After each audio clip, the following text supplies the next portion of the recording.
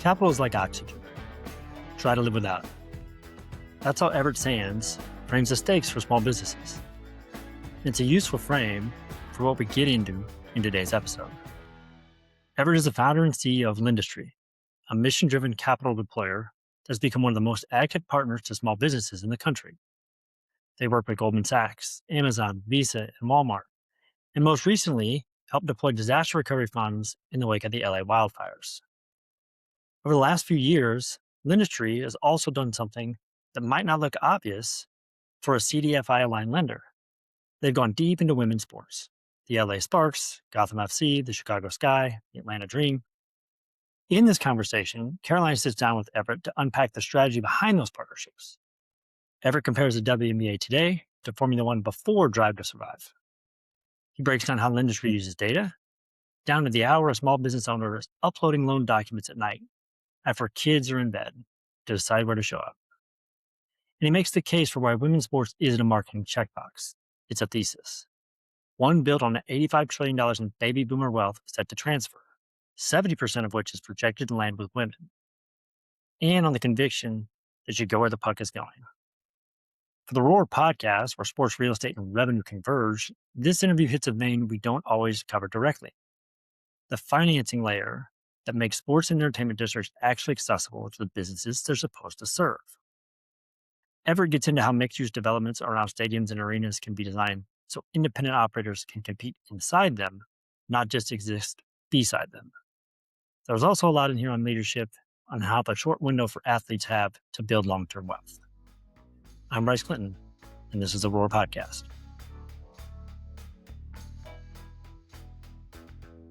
Welcome to the Roar Podcast. I'm your host, Caroline Valvardi, and with me today is Everett Sands, founder and CEO of Lendistry. Welcome to the podcast. Thanks, Caroline. Happy to be here. Great. Likewise, super excited to have you on the show to kind of talk about a little bit different angle than maybe what some of the listeners are used to with the Roar Podcast. So we can jump right in with one of the questions that we typically kind of start with. So can you tell us a bit about your career journey and how you ended up where you are now? Yeah, so I started in DC, where I'm from, and went to boarding school in New Hampshire, ended up going to Penn in Philadelphia, and really got fascinated with finance and with money, and partly because I didn't have it, and partly because it just seemed like that's what made the world go around. Ended up working for a couple of different banks, one a minority bank, one a large national player, and then founded Lendistry because I saw, I'll just say, the landscape changing in terms of access to capital. Not to get too much in the weeds, but there was a moment after the great financial crisis where banks were allowed to say what was operationally efficient. And the way to think about that is every business says, hey, this client is too large, too small, different things like that. But when the banking industry or the financial sector starts to say that, that's a little bit dangerous, because we've always told people have good credit, have good income, you can get a loan.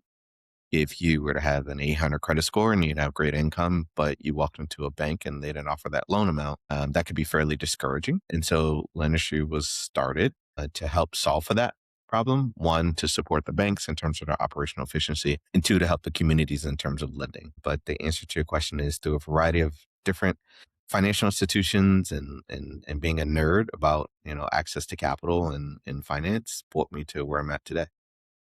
Amazing. Thank you. And so, the connection to sports, we'll get there, is, I think, super powerful and fascinating, and why I wanted to bring you on the show. But before we jump in, can you just talk a little bit, just to give kind of grounding for the audience, of what does Lendistry do? Sure. So Lendistry, we have roughly about 300 team members, 6 offices across the U.S. We're a capital deployer. So we partner with banks and financial institutions, so think of insurance companies and non-bank lenders, to deploy capital. We partner with governments to deploy capital, and then we partner with Fortune 500s. So to give you some examples, there's programs like Goldman Sachs 10,000 Small Business, 10,000 Women. Goldman Sachs is an investment bank.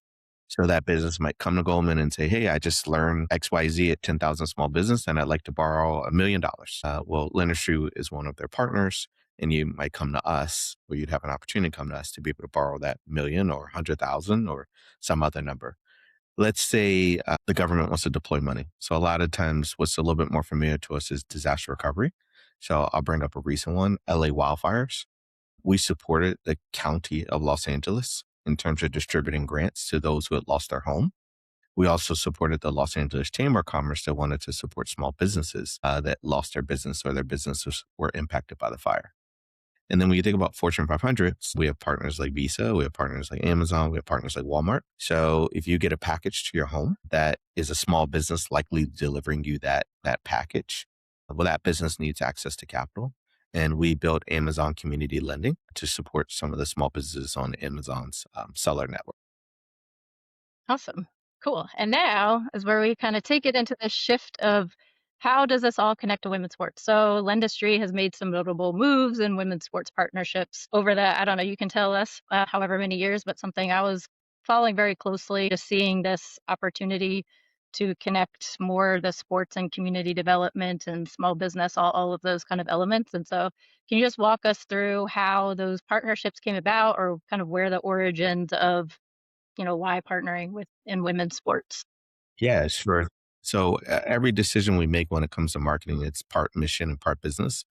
We'll go mission first and then we'll go into the business because probably we can get carried away in the business side of it. But the mission is because we help underserved communities and because we're trying to think about how to provide access to capital, the numbers are a little daunting, but as you can imagine, women are not getting the access to capital that comparable to men. And so when we look at that in totality, and you can insert any type of capital, VC capital, private credit, SBA loans, whatever you want to do, look at as a category, we feel like we could be part of the solution to that. When we think about being part of the solution in terms of access to capital, we also have to think about, are we part of the problem? So where are we spending our marketing dollars? Where are we spending our resources? Where are we having our company outings? And so that is where the WNBA and also women's soccer came into play, where we started to say, okay, we need to think about this with a little bit more intentionality. And then the last part of the mission, maybe not the last, but one of the other major parts is equal pay and other things, right? So somewhat cyclical, right? If you want to loan someone money, then you got to make sure they can pay you back. And to help them pay you back, you spend the money, right? And then it comes full circle because if we spend the money, hopefully we can become a trailblazer leader for other institutions to spend the money. And then revenue grows. And when revenue grows, compensation grows and everything else along with it. That's the mission side of it. So on the business side, when we started to think about women's sports, we really started to pay attention to a couple of different factors. One, probably the most obvious, which is the popularity of the players. So whether that be their social media views, the amount of context they have, different things like that. Two, we started to pay attention to the business overall. Where was it going? So this could be everything from the valuations of the WNBA teams to the TV deals, different things like that. And then three, we started to pay attention to other market forces. So the way I tend to think of, if you take the WNBA for an example, I would equate it to Formula One before the Netflix Drive to Survive special. And if you actually pay attention to, Formula One, what happened after Drive to Survive, it really went through the roof. And I think the same thing is happening and will happen. I think we'll look back 5, 10 years from now at the WNBA. And I think not us, but a lot of companies are going to say, should have, would have, could have. And, it'll be what it is. Yes. Yeah, there's so many elements of that that are are so interesting. And I mean, one, I think just the parallels of women's sports, and we talk about underinvested communities. It's that, switching the mindset from philanthropy and charity to investment, that, these, people are worth investing in. It doesn't, it's, I think it kind of reframes the whole thing. And a lot of times in sports, it's, there's a lot of talk about community impact, but it's often this kind of more philanthropic, charitable mindset. And there's just this whole world of, looking at it more as an investment that I think is so much more powerful and creates real change that is good for everyone. So yeah, it's cool to hear about that. And can you talk about, where was the origins of like your first partnership in women's sports? And because now you have a bunch, so if you can just talk through some of them, and yeah, is that something that you came up with, or the team, or how did you go about kind of thinking I wish I was that smart. No, my genius is in hiring the smart people to figure this type of stuff out. But it started with the LA Sparks. We wanted to start at home for a variety of different reasons. One, it allowed us to be more present. Two, when we started to think about, call it the development of the partnership, whether we needed to show up in a high quality way, whether we need to think about the businesses that we were going to represent or present at the halftime shows or different things like that, and just really connecting with the organization, the Sparks organization. We wanted it to be fairly close. So from the office that I sit in and some of the senior leaders sit in, literally the LA Live is about 2 miles away. So we were like, okay, this is going to be close. We can learn a lot. And then, as you can imagine, it started to develop from there. Second partnership was FC Gotham. And that was really a couple of different things. One, similar to the WNBA, we had started studying the numbers of FIFA, and I'm going to mess the stat up. So please put the asterisk or whatever you need to do. But I think 5 million people watched the Super Bowl, and I think it's 500 million people watched the World Cup championship. So it's because it's worldly, obviously. So, and when you start to think about that 100x or 10x or whatever the number is, again, taking back that investment mindset, you start to say, where are the places that we want to be? I'll mix that a little bit in some more business. Majority of transactions happen within 6 states: New York, Georgia, Florida, Illinois, Texas, and California. So we started to map out, where do we want our strategic partnerships? Not that we won't partner in other states, we obviously do, but we really wanted to be very intentional as we started to think about our kind of first partnerships. And so FC Gotham was just amazing because they actually won the soccer championship the first year we were partners. So whether it be their version of the terrible towel or just being in that New York, New Jersey, market, which is an amazing market, it just had a lot of benefits for us. So hopefully that answers your question. But Yes. yeah. All right, so now transitioning a bit, Surge, we're focused on developing and investing in large-scale sports and entertainment districts around stadiums and arenas. And so that's, all different types of mixes of uses. So it's hospitality, housing, retail, all of these things. And there's so many opportunities, for new businesses to come in. But of course, when you're building these sports and entertainment districts, it's not always easy for smaller independent businesses and historically financially underserved businesses to take advantage of those opportunities. And so can you talk a little bit about, I don't know, advice that you would give as sports teams and other partners are planning out these districts and ways to make them more inclusive and making sure there's more equitable economic opportunity for, small businesses and local businesses that are already existing kind of in those areas to be able to, benefit? Sure. So I'll start from the perspective of the business, and then I'll come to, kind of the larger institution like a surgeon, how you can help. So the perspective of the business should be the most successful generally businesses, not by size and not necessarily by revenue, but just in terms of percentage of success, are franchises. And the reason why they're successful are, one, there's a blueprint, and two, they're attached to what we call an anchor institution. So if you were to buy a franchise, generally there's a big name attached to it or something like that. I think the small business should think about it as they get that benefit of being attached to the anchor institution. And so what does that mean? That means there's already customer flow, so less marketing needs to be done. There's already an attachment to a sports team, so you can really kind of calendar, whether it be your events, your happy hours, or different things like that. And then I think the third thing is that you're already attached to something that the local municipality, city, whatever, cares about, right? And I think that's really, really important because now you have the people, you've got the government, and then again, you've got one of your largest expenses in terms of marketing kind of covered for you. Now, moving over to the larger sports development, companies, et cetera, I think they should do a couple of different things. One, they should recognize that they're going to have this small business that's going to want to participate in the transaction. And so whether they think about things like tax credits, whether they think about discounted rent, whether they think about other opportunities that they might get as part of a what I call a government solicitation exercise. So whether that be from the bonding to obviously the financial structuring, I think they should consider those small businesses. And we've seen things like this. We've seen businesses get a discount or a grant. We've seen them get a variety of different things in an effort to ramp up, insert 2 years, 3 years, or however long it might take them to get started. Discounted rent is a tricky thing, but one of the things that we've seen be successful is a revenue play versus a rent play. And so what does that mean? That means as opposed to saying, look, there's this fixed cost that you're going to have as this new business owner, I'm going to give you a variable, I'm going to give you a fixed cost. So there's some portion that's rent, but I'm also going to attach myself to the variable cost of the institution. Said differently, if you do well, we do well. And if you have a, kind of a slower time frame or day, then we have a slower time frame or day. But there's a way to kind of make all those numbers work. I hope that makes sense. But we've seen this play out in our airport concessions business, some of our other sports businesses, and a variety of different organizations kind of across the US. It's a play on the franchise model. And so that's why I started with. Awesome. Yeah, that's great.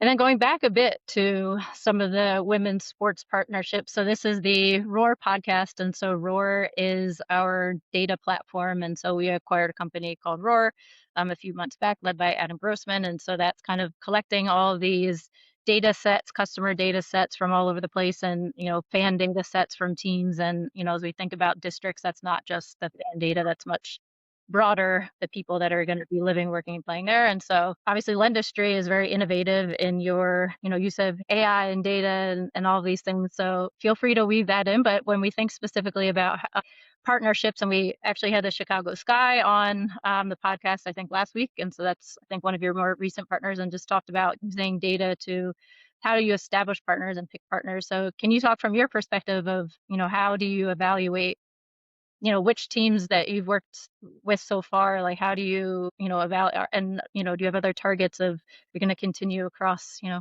all of the WNBA or NWSL, or, what, the ambitions beyond that. But yeah, a little bit about how you use data to kind of evaluate Yeah. ships and things. So I'll start backwards. I mean, yes, the game plan is to take on as many partnerships as we can, both in terms of being able to be present, as well as obviously the economics associated with it. So the data says that she's running her business from 9 to 5. She's taking care of her home from 5 to 9. And then she's applying for loans or doing things that are related to the business generally later in the evening. And how are we doing? How do we know that? Because we're tracking when she applies, when she's uploading documents, when she's communicating with us. So then when you start to kind of think about that, and you start to think of what is the approach that you want for that customer, this is not, hey, the office is open, come in at midnight. This is a much more soft sell, non-transactional moment that we need to embrace and we need to find ourselves in. So what is a soft sell, non-transactional moment? It's meeting her where she's at, where she's kind of most comfortable. And believe it or not, those sports games are a portion of that. Now, there's literally the actual game she's going to. There's whether or not she's watching Ion or ESPN or something else in terms of, kind of how she's receiving that information. But the punchline is what we're trying to do is we're trying to essentially say Lendistry is a brand that you recognize, that is where you are, and that, when we go to the finance side, is obviously a responsible deployer of capital. And so though we're leveraging the data to say, okay, when is she transacting? What's happening when she's transacting, right? What could possibly be in the background? Like, what could she be listening to, watching? What else could she be doing? Where is she showing up? Whether that be a family exercise, non-family exercise, a business exercise, anything like that.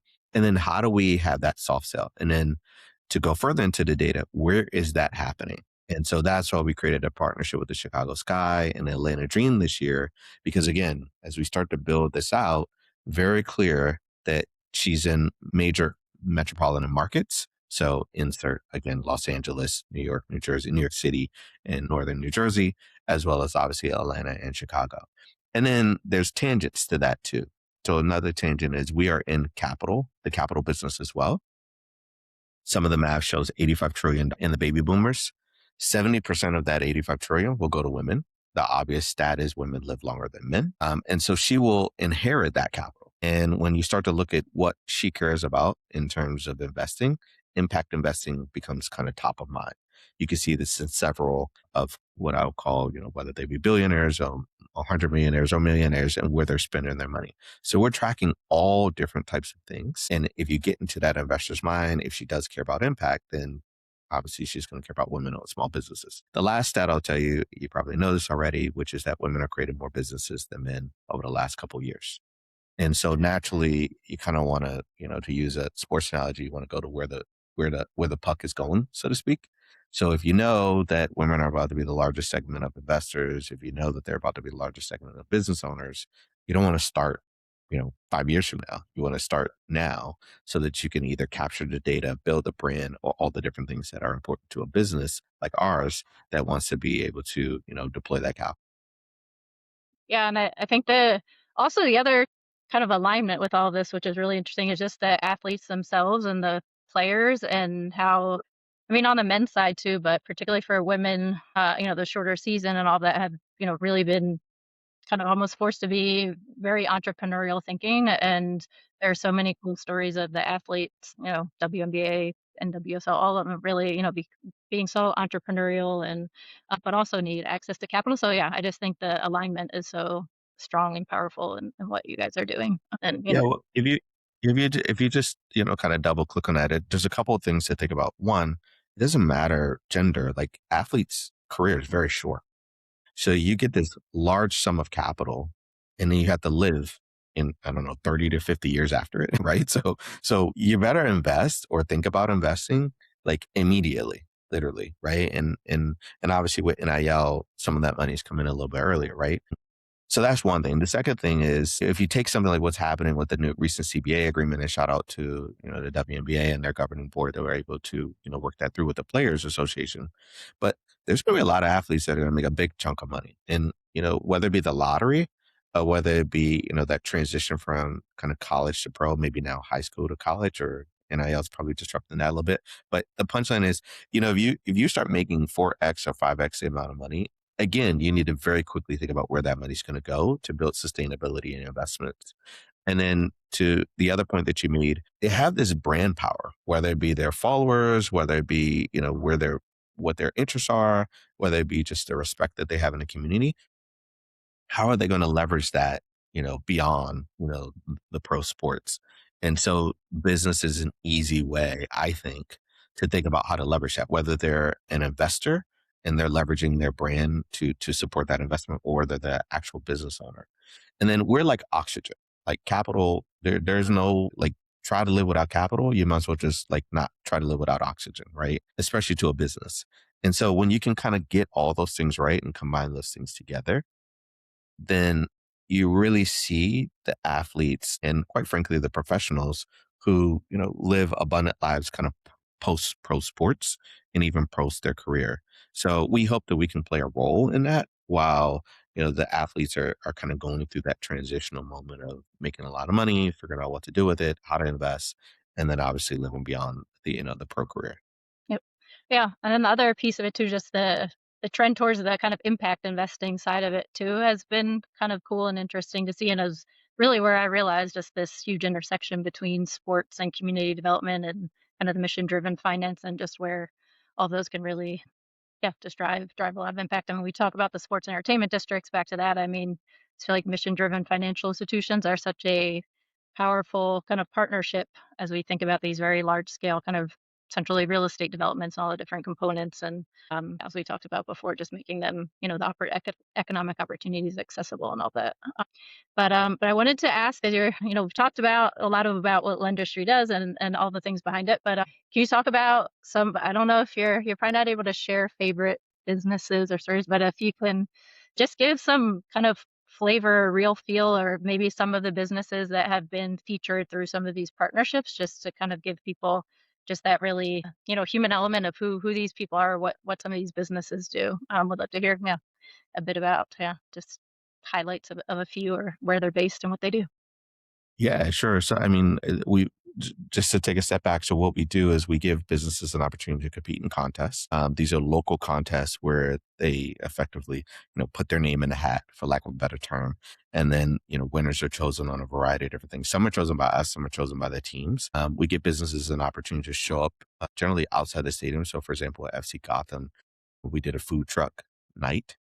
Some food truck vendors were there. They were outside of the stadium. They were serving food. The fans came a couple hours earlier. They had a lot of different, a lot of other sponsors there too. So imagine everything from games to food to, other things that they could participate in pre-game. And then sometimes we're actually leveraging the vendors to support in terms of some of the paraphernalia that we're associated with the teams and different things like that. So a lot of different ways that businesses participate. But specifically going to the answer to your question, we've had a variety of different businesses. I'll just give you a couple highlights. So one was actually a pie company and started making pies and kind of took it to the next level kind of post the pandemic. And this is just because of the growth in e-commerce and different things like that. Ended up in Whole Foods and now is like one of the biggest distributors of pies kind of in the market, right? But she happened to win. She happened to be in front of the Sparks and really got to, talk about her business. Another was a pet place. So this is kind of this is a pet farm. This is LA Wildfire. And, so think of everything from saving the animals to then being a place where people who are in kind of a distressed moment can kind of take a step back, and animals have a way of kind of, you know, calming us down and cleansing us and helping us to kind of return to norm. And then kind of everything in between. I mean, we've had literally those who are beauticians and stylists that have come forward. We've had those who are involved in weddings, and whether that be like making the dress or different things like that. So a variety of different winners all across the board have been able to just, you know, have that moment. And I think what's important for both the players to know and the community to know is these are also businesses that might be looking for investments. These are businesses that might be looking to grow. And, you know, one of the things we encourage some of the players to do is you don't always have to run the business just because you like that product or you like that industry. You could actually become an investor or influencer or other things. So that there's so many things that are out there, and we're trying to connect those dots on both sides. One, the business owners, sometimes they're so far head down, they don't think about marketing, right? Or they're not able to market. Maybe they can't afford it. So you got different factors there. And then on the other side, the players get to say, okay, I see this business, I have this interest. Maybe I'll try to dig a little bit deeper into that immediately or kind of post career. So again, trying to have that soft kind of non-transactional moment for everybody, and the stadiums and the audiences and the followers are a great way to do it. Awesome. And so somewhat, I guess, along that vein, I mean, what has brought you the most joy in your career? And can be sports related or not, but ideally, yeah, something related to kind of the women's sports partnerships. But yeah, would love to hear. Yeah, just kind I of mean, it's priceless to see one of those businesses present at halftime or, you know, during one of the commercial breaks. I mean, they are so excited. So it brings me back to like, I mean, Lendistry is a small, big business, right? We're not as scrappy as we used to be. We need to get scrappier, but you know, it's just great. Like that moment, I don't know. It's like, I guess your kid opening a holiday gift or, you know, a present or something. I don't know, but there's just something about the purity of it mixed with the excitement, mixed with like the, you know, seeing their name in the lights. You know, I remember the first time our name was in the lights. So I think that's pretty exciting. I think the other thing I can't deny is seeing the Lendistry logo on like Sports Center or you know, on someone's Instagram clip. I mean, that just, you know, that's beyond my wildest dreams. So I feel like I'm that kid now all of a sudden opening a well, present. I mean, that's what I was gonna say. I mean, you're entrepreneur and founder of Lendistry yourself. I remember first maybe it was the CFI Coalition event or something that you spoke at, and I was Yeah. like, oh wow, that's yeah, super cool just to hear your story. And that was probably 2019 or something like that. I think when Yeah. I started at Yeah. Lendistry. And as you can also imagine, doing something like showing your peers in the CDFI industry, which just for your audience is, you know, kind of a group of non-bank lenders, about 1,400 of them across the US that focus on responsible lending and access to capital, you know, showing them a different path too, right? It's like, and I respect obviously all the different things that we do. It's just at Lendistry, we decided that sports was a path we wanted to take. And so I like when I get calls from other organizations saying, you know, why'd you guys do that? Or tell me more about it. And I think that's great. All right, I do. And then I want to jump into a bit of you having started Lendistry, and I just have been fascinated over my own career, just kind of looking at leadership and within my, my own positions that I've had and becoming a leader myself and, out in the world, what leadership looks like. So I would love to hear from you just what you prioritize as a leader and have seen be effective or not so effective. But yeah, if you could just talk a bit about that, because that at the end of the day is what makes the world go for better or for worse and makes these things Yeah. successful or not. So especially business or small business. So I think you have to have a North Star and you have to be very focused on the North Star every day. So for me, it's helping small businesses, which is might come across a little strange because Lendistry actually has a mortgage company and we have an insurance company and different things like that.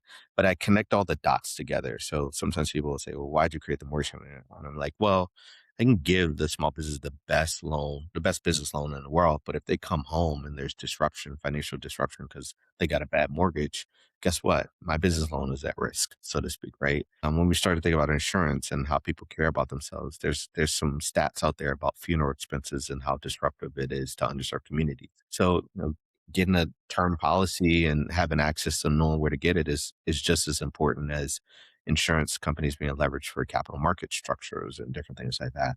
So, I think the first answer to your question is having that North Star. And then having everything involved in the day, literally every day, being related to the North Star. So that means choosing the right leaders. I try my best to choose leaders that are smarter than me. I try to choose people that could replace me if necessary. And it might not necessarily be replacing in the company. That's kind of the obvious one, but replacing in the subject matter expertise might be the little less obvious. I think the second thing is really trying to think about how to be transformative, like how to get the word out. And then, as we talked about already in the conversation, how to leverage data and technology. I think technology is a great equalizer. I've been very, very focused on that. And the data is what brought me there, right? The data has said to me, like, okay, like, how do you meet this customer where they're at? Like, whether it be on their phone, whether it be, they're applying for loans at 11 o'clock or midnight at night. Like, how do you make these things easier? Access to capital has been fairly elusive for a long time, and that kind of perturbs me. If I'm just being honest with you, it's kind of like annoying. Like, why can't we solve this? Like, why is it such a big problem? And so the last thing I'll just say is that I'm very competitive, right? So that's my own kind of sports upbringing, and so this access to capital is kind of like a sport for me that I feel like I got to conquer. So I think it's the North Star and having that, like, what gives you that edge, or what kind of somewhere between pisses you off and like get you sparked. Yep. I think you need that. Yeah. No, I love that because everyone has that drive to do something. So might as well Yeah. use it for something, positive. Yeah. Yeah. No, that's great.